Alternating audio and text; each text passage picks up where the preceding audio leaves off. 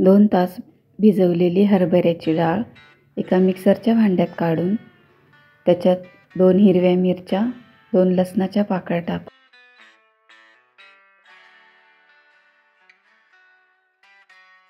हे सर्व मिक्सरला जाडसर वाटून घ्यायचे.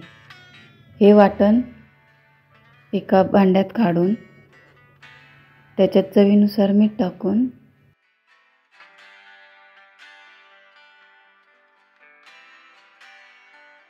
नंतर याची भजी करून घ्यायची.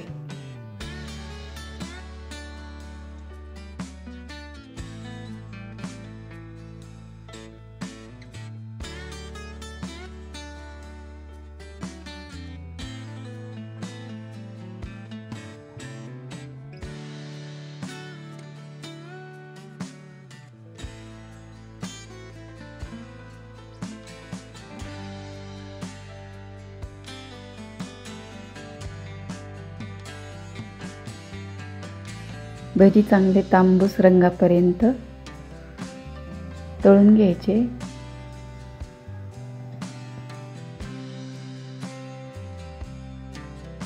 कढईत थोडेसे तेल टाकून खोबरं भाजून घ्यायचे.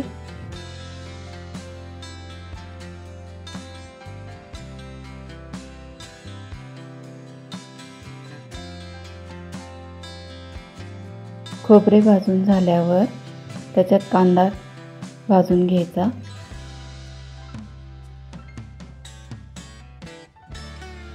कांदा खोबरे चांगले भाजून झाल्यावर त्याच्यात 2-4 लसणाच्या पाकळ्या, थोडेसे आले टाकून ते पण जरासे भाजून घ्यायचे.